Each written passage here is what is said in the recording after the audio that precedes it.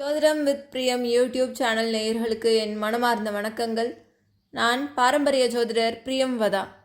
ஜோதிடம் சார்ந்த பல தகவல்களை பெற ஜோதிடம் வித் பிரியம் யூடியூப் சேனலை சப்ஸ்கிரைப் செய்து நோட்டிஃபிகேஷன் பெல்லைக்கனை கிளிக் செய்யவும்.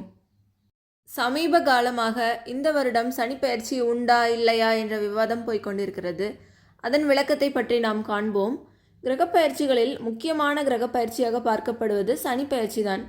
நாம் செய்யும் கர்மங்களுக்கு ஏற்ப நல்ல பலன்களையும் கெடு பலன்களையும் கொடுப்பவர் சனி பகவான். அதனால்தான் சனி பகவானின் பெயர்ச்சி என்பது முக்கியமானதாக காணப்படுகிறது. 2025ஆம் ஆண்டில் சனி பெயர்ச்சியானது மார்ச் 29ஆம் நடைபெற உள்ளது. இந்த சனி பெயர்ச்சியில் சனி பகவான் கும்ப ராசியிலிருந்து மீன ராசிக்கு பெயர்ச்சியாகிறார். அடுத்த 2.5 ஆண்டுகளுக்கு, அதாவது 2027ஆம் ஆண்டு ஜூன் மாதம் வரை மீன ராசியில் இருக்க போகிறார் என்றுதான் ஜோதிடர்கள் கூறி வந்தனர்.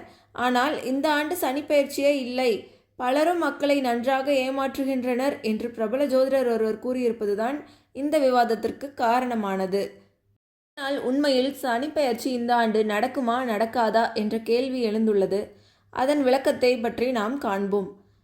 ஜோதிடம் என்பது 2 பஞ்சாங்கம் படி பார்க்கப்படுகிறது. ஒன்று வாக்கிய பஞ்சாங்கம், மற்றொன்று திருக்கணித பஞ்சாங்கம்.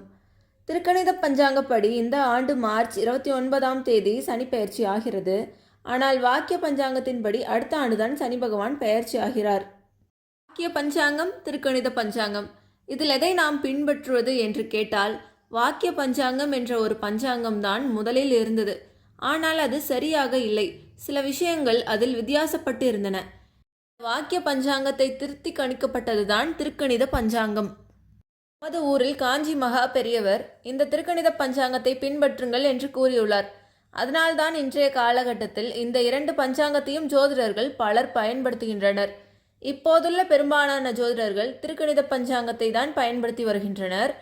வாக்கிய பஞ்சாங்கம் படி எழுதப்பட்ட ஜாதகத்திலும் திருக்கணித பஞ்சாங்கத்தின் படி எழுதப்பட்ட ஜாதகத்திலும் வித்தியாசம் இருக்கும். அதனால்தான் நிறைய பேருக்கு நாம் என்ன ராசி நட்சத்திரம் என்பதில் கூட இப்பொழுதும் குழப்பம் ஏற்படும். தற்போது வரக்கூடிய அனைத்து ஜாதகங்களும் திருக்கணிதப்படிதான் கணிக்கப்படுகின்றது. இது ஏமாற்று வேலையா என்று கேட்டால் இதில் எந்த ஒரு ஏமாற்று வேலையும் இல்லை. அந்த பிரபல ஜோதிடர் வாக்கிய பஞ்சாங்கத்தை பின்பற்றுவதால் சனி பெயர்ச்சி அடுத்த ஆண்டு நடைபெறுகிறது என்று கூறுகிறார். ஆனால் திருக்கணித பஞ்சாங்கத்தின்படி இந்த ஆண்டுதான் சனி பெயர்ச்சி நடக்கிறது. ஆகவே மார்ச் 29ஆம் சனி பகவானின் அருளை பெற்று அனைவரும் நலமுடன் வாழ வாழ்த்துக்கள். நன்றி.